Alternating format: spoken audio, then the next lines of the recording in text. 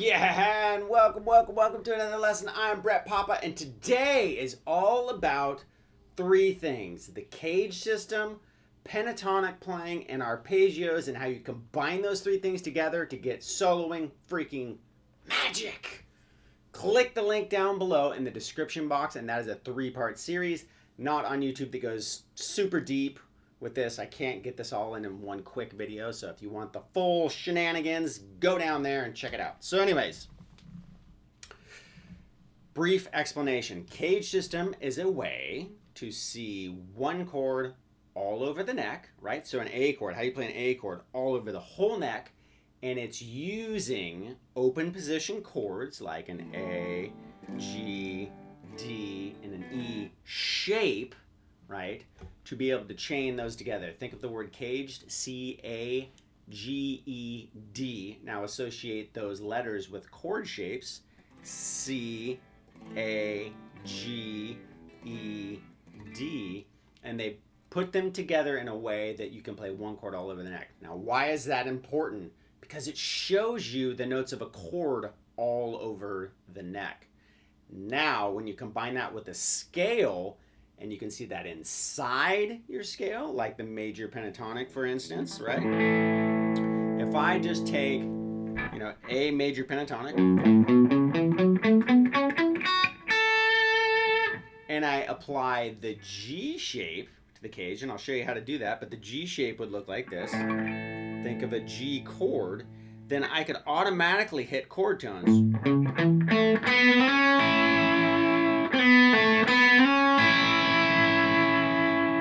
And get a much more melodic sounding lick rather than just going and not knowing what lick or what note I'm playing, how to resolve that to anything, right? So if I don't know how to resolve it to the chord that's being played in the background, then the lick doesn't make sense anyways. But when you can see the chords inside the scales, then you know how to target notes so they actually go with the chord progression in the background. So, brief explanation of CAGED. Check this out. So again, like I said, it's all open position chord shapes, right? So even though it may look like a G chord, if I place it in a certain spot on the neck, like with the root with the A note, then it actually spells an A chord. Now there's a trick to this, okay? So when you think of your chord shapes like a G or a D or a C, you have to remember that there are open notes in that chord. And so you're going to have to pretend that this would be a finger. So if I'm going to play a G chord anywhere else, this shape, and have it be another chord like an A, for instance, I'm going to have to compensate for those open strings. So I would have to put a finger like right there. Pretend that it would be a finger. So if I moved this up to an A chord, I would have to pretend that the nut was there, and that would be that finger right there, right? So let me give you another example of that. Okay, so you look at an E chord, right? The root is an open string, which would be, again, right at our nut if that was going to be a finger. So what I would do if I wanted to get an A chord with an E shape is I would find the root note A on this low E string, which is right there, and then I would make that E shape behind my movable nut or my capo finger, right? Same thing with if I wanted to find, let's say, the D shape of an A chord. So think of a D chord. It has a root note on the D string, so I would have to find an A on my D string and then make a D chord behind my movable capo, and then suddenly I have a D shape, but it spells A, right? Okay, so I go way deeper into that, that link down below. So make sure you check that out, because this, I swear to you, if I could just show you one thing, that would be it, because it is really how you develop melodic phrasing, okay? So it's the quickest way to do it without, years of, God, how do I do this? And learning other people's licks. You can learn other people's licks, but you still don't know how and why they did what they did. Where the CAGED system will be like, bing, and it just like, oh my gosh, that's why they're doing what they're doing, okay? So A major pentatonic. Okay, so I'm going to take a G, right, part of the CAGED system, that G shape, and apply it over that scale. So I got a note from the scale, note from the scale. These notes right here are from the scale. I could go down to here, right? So I would have all three of those notes. And then a root here. Now what that does is,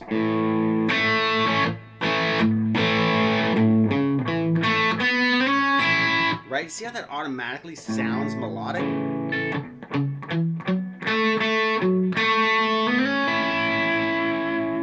It makes the scale make sense because you're using the intervals of the scale in a way that it actually sounds like a melodic phrase. Okay, so check this out. That was the G shape, and that was just a very basic example of using an arpeggio, which is another thing that is so cool and such a great tool for melodic phrasing, because when you play an arpeggio, all an arpeggio is the notes of a chord played separately, right? It's not some kid on YouTube doing these killer sweeps. Those are more like scale-based arpeggios, and you can cloud the thinking of actually using arpeggios in a very useful way. That's cool if you're doing metal and that kind of stuff, but that's not going to work over an R&B song, right? So you can use an arpeggio. You don't have to use the whole shape, right? I wouldn't have to play all those notes right in a row, but I could go, right? So I'm using part of that chord shape arpeggio, hitting notes of a A chord, right? So if I'm playing over A, it's gonna sound great because that's notes right from the chord. Now when I did this, I moved inside pentatonic position 2, right, of A major.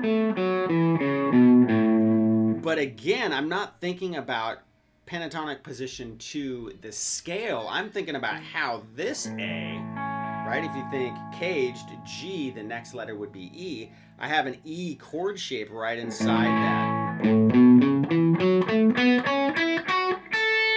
So inside this,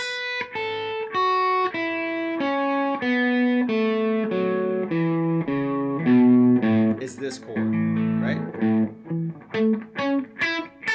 So I can slide into, and that's going to sound great over an A chord because I'm hitting the 3rd of the A chord and the 5th of the A chord. I'm hitting 2 chord tones of the actual A chord itself. Right? So I hit part of the G arpeggio, or the G shape, I should say. And I played part of the E shape arpeggio of my A chord. And it made a super melodic lick. I didn't just go. It sounds way more like a scale that way, but when I think chord shape inside of the scale, so the scale kind of shows me the notes that are possible, the chord shows me exactly which notes to hit, or to at least come back to or resolve to, right? So you got, and then I can add a blues lick, right? Or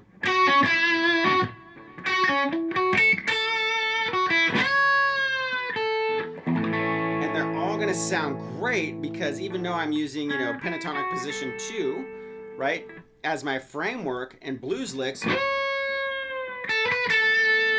as my bag of licks, my chord and arpeggio brain is saying, here's my chord, so let's at least play those blues licks around that chord shape, and that's gonna make me sound killer over.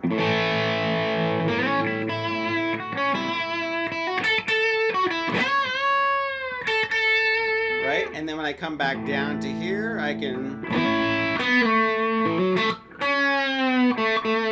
apply any kind of blues lick I want, as long as I'm remembering, hey, play some notes out of this chord shape, or this, right, the A shape, if you want to look at it that way. But play some notes in my lick with these notes in mind.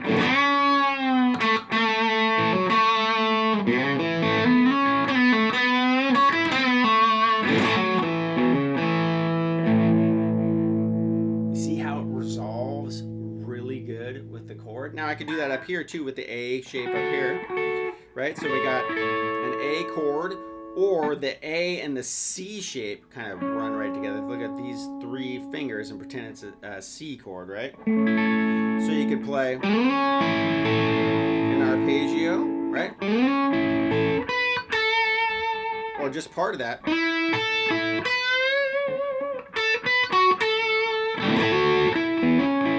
And really get a great bluesy sounding lick from this arpeggio shape, this chord shape from the CAGED system, right? It's an arpeggio, but I'm using the CAGED system as kind of like, oh, here's a chord that I can make an arpeggio from.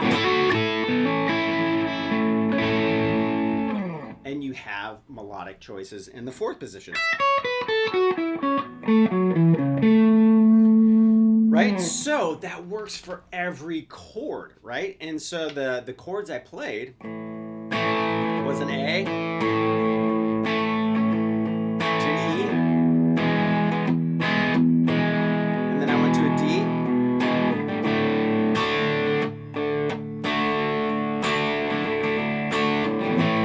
back to an A, and then you go back to an E if you want, and then back to an A. Right? So very 1-4-5-ish, not in that order, but basic blues style progressions. So if you look at my licks,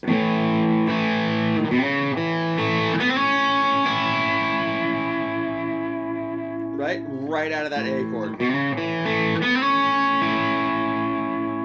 Now E comes up. When I apply the CAGED system to every chord, it still fits in A major pentatonic. There might be a couple of other notes that you're like, hey, those aren't in the pentatonic scale, and that is the secret for the modes, but that's another lesson. But part of that chord shape will be in there. So an E is right inside position 1 and position 2. So I might do a lick like, right? So that would be part of that D shape, and I'm just hammering. Now it's an A chord, right? And then I roll over, and I'm using that C shape of my E chord inside the A major pentatonic position 2, right? And then maybe I go, got a D coming up, right? Now this note isn't in the major pentatonic scale, but it's part of that D chord, so you can use it. Right, so that's the D shape I'm thinking about. Inside my position 1. Check it out, I'm going to go up to position 4 and target the D chord right here. That would be the E shape. Right, so if I go, I can go.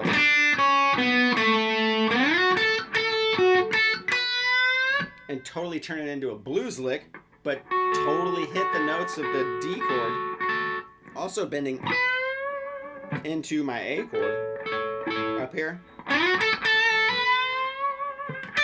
And I can make it a blues lick like that. Back to A. Well, I got an A chord right here, right? Or I could use the C shape right there. So we got back to A.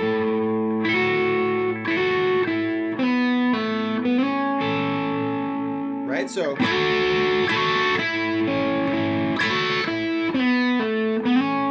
use the arpeggio here. Right?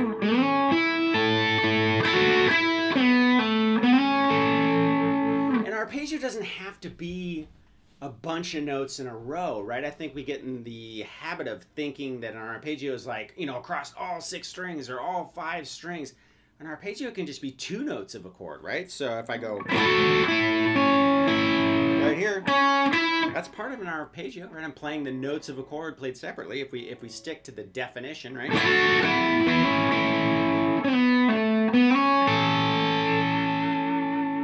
And suddenly all the licks have a purpose because they're going exactly with the chords. You're using the scale, which you got to know the scale, right? And most of us know the scale. The trick is, how do you use the scale?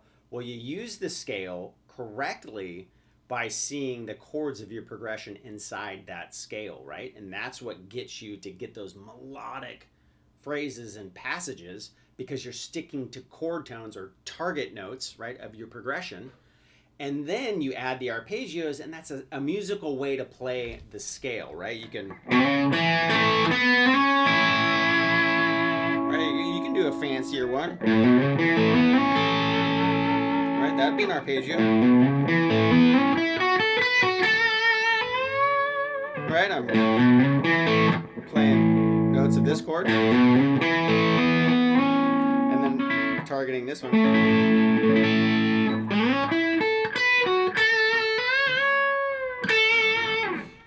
And so the arpeggios are a simple way to start thinking about how to phrase more melodically, right? You're using a shape, an arpeggio shape, to kind of start from. And then just think nursery rhyme, dum-dum repeating licks. I know that that sounds negative to say that, but nursery rhyme licks, right, or songs, they're very simple, repetitive phrasing, right? So you may have, then maybe we,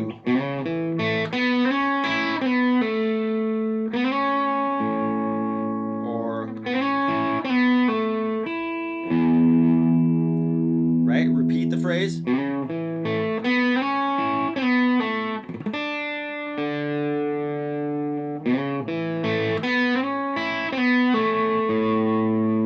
Maybe tag a different.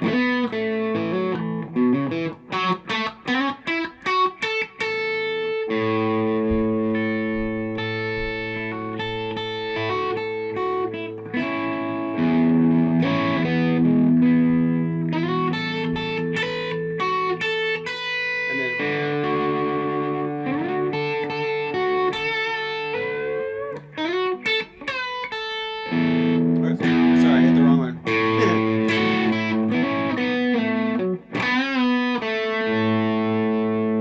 You get the idea though, right? I hit the E instead of an A. But just stuck in that blues blues frame of mind. No, but you get the point, right? So I'm using repetitive, simple licks to build an idea or a theme. You're using the CAGED system and the arpeggios, right, to develop a different way of playing the scale, so it's more of a chordal approach in mind, right, to base that melody off of. And then you use the scale because you already know a million licks inside the scale, right, or you know how you've played the scale a million times, learned a million different songs with a million different licks, but now you know how to use the licks that you've learned, and you can take it the next step from there and use the influence of the licks that you've learned, but now you know how to create your own. So that's where you take the influence of Hendrix or the influence of Van Halen for me, and then I have some of those licks, but I change them because now I know how to modify that into a sound that I like that goes with the progression, because I'm fusing all of those things together. And that's where the creative thing, you know, in guitar playing, improvising, that's where improvising comes from. It's taking all that stuff and just stirring it up, folks, because that's what it's about.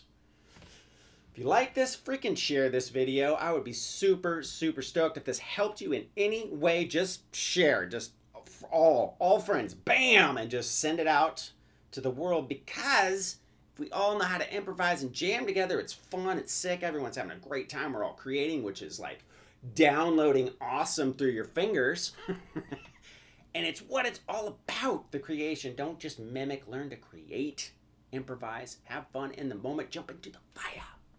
Over there's brettpapa.com. If you want to go deep, just check that there's courses that are 10 hours long on how to do this in both major and minor pentatonic.